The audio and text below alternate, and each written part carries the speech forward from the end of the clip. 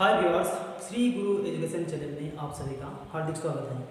तो व्यूअर्स, आज हम सीखेंगे प्रीपोजिशन के बारे में। तो सबसे पहले जानना जरूरी है कि प्रीपोजिशन क्या होता है। तो चलिए शुरू करते हैं। प्रीपोजिशन प्रीपोजिशन यानी इसको हिंदी में कहा जाता है संबंध सूचक अव्यय। तो प्रीपोजिशन का काम क्या होता है, चलिए देखते हैं। ये देखिए, there is a cat on the table. Table के ऊपर एक बिल्ली है, यानी बिल्ली बैठी हुई है। तो यहाँ ऑन प्रीपोजिशन है और प्रीपोजिशन का काम क्या होता है? प्रीपोजिशन का काम होता है नाउन या प्रोनाउन से पहले आता है। प्री यानी पहले, नाउन या प्रोनाउन से पहले आता है और उस नाउन या प्रोनाउन के साथ वाक्यों में आए दूसरे शब्द या शब्द समूह के साथ संपर्क जाहिर करता है। जैसे ऑन टेबल नाउन से पहले आया है और देयर इज ए कैट इस शब्द समूह से टेबल का संपर्क स्थापित कर रहा है, इसलिए यहाँ ऑन प्रीपोजिशन है। I am writing with a pen, मैं एक कलम से लिख रहा हूँ। तो यहाँ विथ प्रीपोजिशन है, पेन नाउन से पहले आया है और इस वाक्यों के दूसरे शब्द समूह जैसे एम, आई एम राइटिंग, इन शब्द समूह के साथ संपर्क जाहिर कर रहा है, संपर्क स्थापित कर रहा है, इसलिए विथ प्रीपोजिशन है। He is going to him, वो उसके पास जा रहा है। तो यहाँ टू प्रीपोजिशन है, प्रोनाउन से पहले आया है और इस वाक्य के अंतर्गत दूसरे शब्द समूह ही इज गोइंग, इन शब्द समूह के साथ संपर्क स्थापित कर रहा है, इसलिए टू प्रीपोजिशन है। तो इसका डेफिनेशन ऐसा होता है कि प्रीपोजिशन वो शब्द हैं जो नाउन या प्रोनाउन से पहले आता है और वाक्य के अंतर्गत वाक्य में आए दूसरे शब्द समूह के साथ संपर्क स्थापित करता है। तो चलिए आप देख लेते हैं सम इम्पोर्टेंट प्रीपोजिशन। इन का मतलब अंदर या में, इनटू मतलब जब बाहर से अंदर की ओर आने की गति को दर्शा रहा है तब हम लोग वहाँ इनटू का इस्तेमाल करेंगे।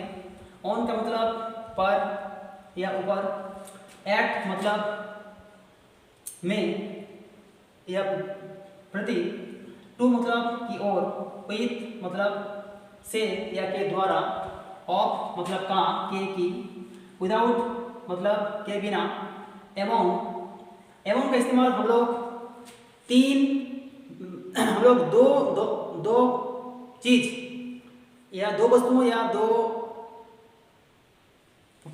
वस्तुओं के बीच या दो व्यक्तियों के बीच का संपर्क जब बता रहे हैं तब हम बिटवीन का यूज करते हैं। और जब दो से अधिक, तीन या तीन से अधिक लोगों में संपर्क में बता रहे हैं तो वहाँ एवं का इस्तेमाल करते हैं। जैसे एक उदाहरण लेते हैं कि डिवाइड द मैंगोस एवं द 4 चिल्ड्रंस, 4 बच्चों के बीच में इन आमों को वितरण कर दीजिए। तो वहाँ एवं का इस्तेमाल करते हैं। और दो व्यक्तियों के बीच में अगर कोई काम हो रहा है तो वहाँ बिटवीन का इस्तेमाल करेंगे। दो व्यक्तियों के बीच, बिटवीन का मतलब दो व्यक्तियों के बीच, एवं का मतलब 3 या 3 से अधिक व्यक्तियों के बीच। अंडर के नीचे, ओवर के ऊपर, अबव के ऊपर, बिलो नीचे यानी के नीचे, नियर के करीब, हैं के पास, आफ्टर मतलब के बाद, बिफोर से पहले, फॉर के लिए, आप के ऊपर, सिंस से, जैसे it has been raining since morning, सुबह से लेकर अभी तक बारिश हो रही है, तो वहाँ सीन्स का प्रयोग करेंगे। और पास्ट टेंस में सीन्स का प्रयोग होता है। और फ्रॉम मतलब से, ड्यूरिंग मतलब के दौरान, के समय, के दौरान, ऐसा इसका मीनिंग होता है। बाय के द्वारा, बिहाइंड के पीछे, टुवर्ड्स की ओर, अबाउट के संबंध में, टिल, टिल मतलब तक, जैसे सिट हियर टिल आई कम, मेरे आने तक तुम यहीं बैठे रहो। और अनटिल,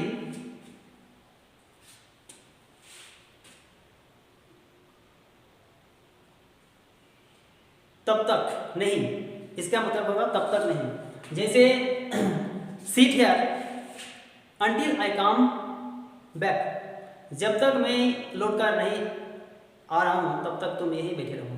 इस तरह से इस्तेमाल होता है। चलिए नोट देख लेते हैं। नोट नंबर 1, जैसे प्रीपोजिशंस प्राय नाउन प्रोनाउन या नाउन इक्विवेलेंट से पहले आता है या पहले होगा,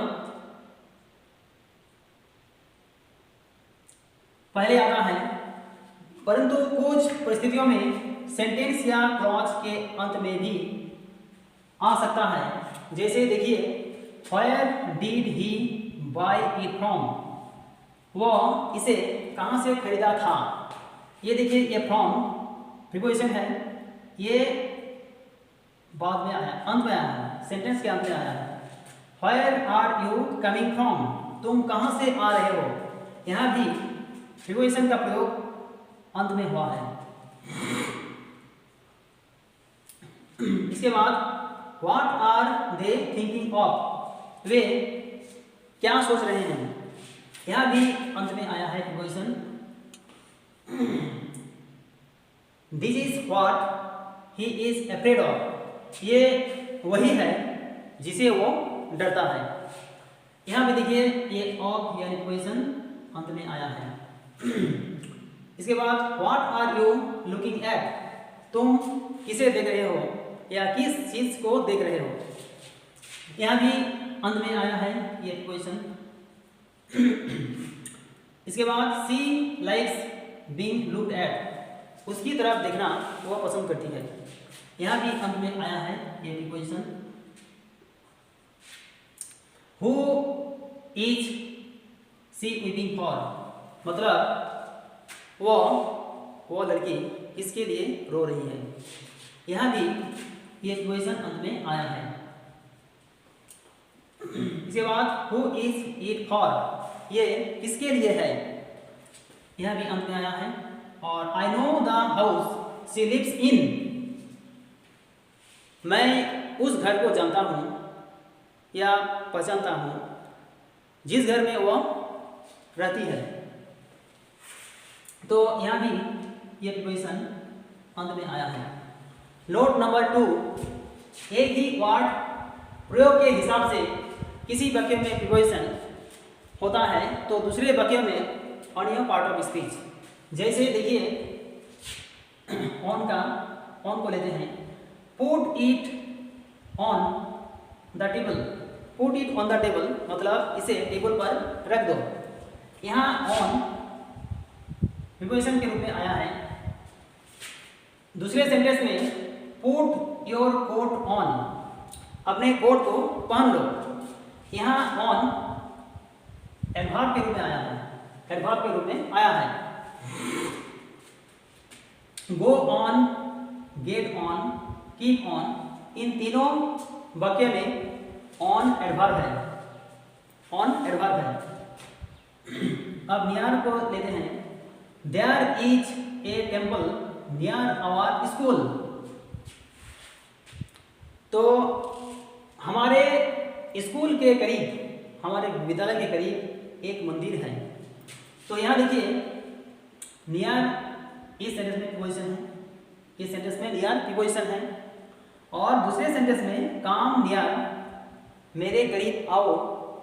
व्हाइल आई टीच यू, जब मैं पढ़ा रहा हूँ तो मेरे करीब आओ, यानी जब मैं पढ़ाऊँगा तुमको तो मेरे करीब आना, इसका मतलब ऐसा होता है। तो यहाँ नियर क्या है, एडवर्ब है, यहाँ नियर एडवर्ब में है। इन को लेते हैं, इन के केस में देखते हैं, he is in the room, वो कमरे के अंदर है। तो यहाँ इन क्या है, इन प्रीपोजिशन है, क्योंकि देखिए नाउन से पहले आया है और वाक्यों के अंतर्गत अन्य शब्दों या शब्द समूह के बीच एक संपर्क स्थापित कर रहा है, इसलिए इन एक प्रीपोजिशन है। कम इन, अंदर आओ, ये एडवर्ब है। कौन सा एडवर्ब है, एडवर्ब ऑफ प्लेस है, एडवर्ब ऑफ प्लेस है। कम इन एडवर्ब है।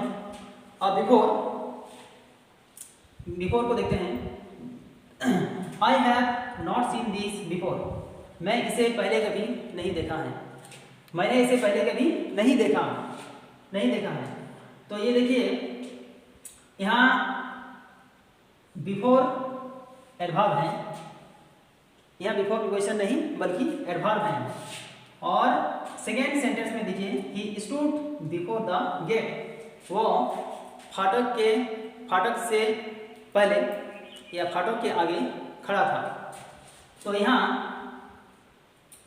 इस सेंटेंस में बिफोर क्या है, प्रीपोजिशन है, क्योंकि नाउन से पहले आया है और वाक्य के अंतर्गत दूसरे शब्दों के साथ संपर्क स्थापित कर रहा है, इसलिए यहाँ बिफोर प्रीपोजिशन है। The train had started before we reached the station, हम स्टेशन पहुंचने से पहले ही ट्रेन छूट गई थी, यानी हम स्टेशन पहुंचने से पहले ही ट्रेन खुल चुकी थी। तो यहाँ बिफोर को देखते हैं, बिफोर कौन सा काम कर रहा है यहाँ बिफोर दो sentence, the train had started और वी रीच्ड द स्टेशन, इन दो वाक्यों को एक साथ जोड़ रहा है, इसलिए यहाँ बिफोर कंजंक्शन है, यानी संयोजक अव्यय। तो इसके अगले वीडियो में हम लोग संयोजक अव्यय के बारे में डिस्कस करेंगे। तो चलिए अब याद रखने वाली एक बात है यहाँ, प्रीपोजिशंस नाउन, प्रोनाउन, नाउन या प्रोनाउन तथा वाक्य के दूसरे शब्द या शब्दों के बीच संबंध जाहिर करता है, जबकि अन्य पार्ट ऑफ स्पीच ऐसा नहीं करता। सम स्पेशल हिंट्स, चलिए आप मैंने कुछ स्पेशल हिंट्स देख लेते हैं प्रीपोजिशन के बारे में। एट एंड इन, एट का संबंध स्मॉल एक्सटेंट ऑफ टाइम और प्लेस से है, जबकि इन का संबंध वाइडर एक्सटेंट ऑफ स्पेस और टाइम से है। जैसे he lives at Gopalpur, Gopalpur एक छोटा जगह है, छोटा गांव है, इसलिए इससे पहले एट का प्रयोग हुआ है। दूसरे सेंटेंस में he lives in Patna, Jharkhand और इंडिया। देखिए पटना झारखंड राज्य का नाम है और इंडिया एक देश का नाम है, जो एक बड़ा जगह है, एक बड़ी जगह है, इसलिए इससे पहले इन का प्रयोग हुआ है। Next number 2, in and into. देखिए इन किसी चीज के भीतर स्थिरता या विश्राम को सूचित करता है, जबकि इनटू बाहर से अंदर आने की गति को सूचित करता है। जैसे the frog is in the oil, मेढक कुआं के अंदर है, मेढक पहले से ही कुआं के अंदर है, इसलिए यहाँ इनका प्रयोग हुआ है। नेक्स्ट सेंटेंस में the frog fail into the oil, मेढक कुआं के अंदर गिर गया था। तो यहाँ देखिए यहाँ क्या होना है, बाहर से अंदर की ओर आने की गति को सूचित कर रहा है इस सेंटेंस में, इसलिए यहाँ इनटू का प्रयोग हुआ है। नेक्स्ट सेंटेंस में the robbers entered into the room, चोर घर के अंदर घुसे थे। यहाँ बाहर से अंदर की ओर आने की गति को सूचित कर रहा है, इसलिए यहाँ इनटू का प्रयोग हुआ है। नेक्स्ट विथ एंड बाय, किसी उपकरण से काम करने के लिए विथ का इस्तेमाल करते हैं, जबकि द्वार के लिए बाय का इस्तेमाल होता है। जैसे उदाहरण देखिए, आई राइट विथ ए पेन, मैं एक कलम से लिखता हूँ। ये एक साधन है, इससे हम लिख रहे हैं, इसलिए यहाँ विथ का इस्तेमाल हुआ है। The poem is written by me, कविता मेरे द्वारा लिखा जाता है या लिखी जाती है। The poem is written by me, कविता मेरे द्वारा लिखी जाती है। तो द्वार के लिए बाय का इस्तेमाल होता है। तो द्वार कौन है? आई है, और बाय के बाद ऑब्जेक्ट होता है, और आई का ऑब्जेक्ट मी होता है, इसलिए यहाँ बाय का इस्तेमाल हो। The poem is written by me. Next, since and from, future tense में पॉइंट ऑफ टाइम से पहले सिंस का प्रयोग नहीं होता, इसके बदले में फ्रॉम का प्रयोग होता है। जैसे I shall have been doing this from January, मैं इसे जनवरी महीने से करता रहूँगा। ये एक फ्यूचर टेंस है और एक पॉइंट ऑफ टाइम जनवरी, इससे पहले फ्रॉम होगा, सिंस नहीं। नेक्स्ट सेंटेंस में I shall be absent from Monday, मैं सोमवार से अनुपस्थित रहूँगा। अभी अनुपस्थित नहीं हूँ, उपस्थित हूँ, लेकिन सोमवार से जो आने वाला है, सोमवार से अनुपस्थित रहूँगा, जो फ्यूचर टेंस है। तो फ्यूचर टेंस में पॉइंट ऑफ टाइम से पहले सिंस का इस्तेमाल नहीं होता, उसके बदले में फ्रॉम का इस्तेमाल होता है। तो फ्रॉम का इस्तेमाल हुआ है। नेक्स्ट सेंटेंस में it has been raining since morning, सुबह से लेकर अभी तक बारिश हो रही है। तो देखिए यहाँ ये पास्ट परफेक्ट कंटिन्यूअस टेंस है, सुबह से शुरू हुआ है और अभी भी चल रहा है और बाद में भी चलने वाला है, इसलिए यहाँ सिंस का प्रयोग हुआ है। क्योंकि पास्ट टेंस है इसमें सिंस का प्रयोग हुआ है, फिर फ्रॉम करेंगे। नेक्स्ट, जब इंट्रांजिटिव भाग के बाद कोई नाउन प्रोनाउन आता है, तब भाग और नाउन या प्रोनाउन के बीच एक प्रीपोजिशन अवश्य आता है। जैसे he is going to Patna, यह एक इंट्रांजिटिव भाग है। देखिए, ट्रांजिटिव भाग और इंट्रांजिटिव भाग के बारे में हम वीडियो बना चुके हैं। अगर उस वीडियो का आप नहीं देखा है तो मेरे चैनल में जाकर उस वीडियो को देख लीजिएगा। वहाँ ट्रांजिटिव भाग और इंट्रांजिटिव भाग के बारे में विस्तार से चर्चा किया गया है। तो भाग के साथ व्हाट और होम लगाकर प्रश्न करने पर जो शब्द उत्तर के रूप में मिलता है वही कर्म होता है। अगर नहीं मिले तो अभिष्ट क्रिया का कोई कर्म नहीं होता है। तो देखिए, he is going to Patna, यह एक इंट्रांजिटिव भाग है और भाग के बाद एक नाउन आया है, इसलिए भाग और नाउन के बीच एक प्रीपोजिशन अवश्य आता है, इसलिए टू आया है। He is going to Patna. I depend on him, मैं उसके ऊपर निर्भर हूँ, मैं उसके ऊपर निर्भर हूँ। ये देखिए, भाग के बाद एक प्रोनाउन आया है, भाग के बाद एक प्रोनाउन आया है, इसलिए आई डिपेंड क्या है? एक इंट्रांजिटिव भाग है। आई डिपेंड ऑन हिम एक इंट्रांजिटिव भाग है और नाउन से पहले ऑन आया है, यानी इसके बाद एक प्रोनाउन आया है, इसलिए एक प्रीपोजिशन अवश्य होगा ऑन। नंबर बी में है, जब इंट्रांजिटिव भाग के बाद कोई नाउन प्रोनाउन आता है तब भाग और नाउन प्रोनाउन के बीच एक प्रीपोजिशन नहीं आता है, कोई भी प्रीपोजिशन नहीं आता है। जैसे सी लव्स मी, वो मुझसे प्यार करती है। देखिए, ये ट्रांजिटिव भाग है। अगर यहाँ पूछा जाए लव्स होम,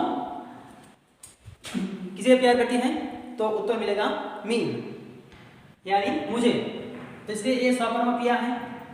तो स्वकर्मक क्रिया के बाद अगर कोई नाउन या प्रोनाउन आता है यहाँ प्रोनाउन मी आया है, तो तब क्या होता है, वर्ब और नाउन या प्रोनाउन के बीच कोई प्रिपोजिशन नहीं आता, इसलिए यहाँ कोई प्रिपोजिशन नहीं है। शी लव्स मी, उसी प्रकार I know him very well, he reads a book, the child is drinking milk, the poet describes nature, we should obey our elders, हमें बुजुर्गों की बातों को माननी चाहिए। तो व्यूअर्स, आज का लेसन यहीं तक। अगर आप इस चैनल में नए हैं तो चैनल को सब्सक्राइब करके बाजू में स्थित बेल आइकन को ऑन करके नोटिफिकेशन को ऑन कर लीजिएगा। Thank you so much for watching.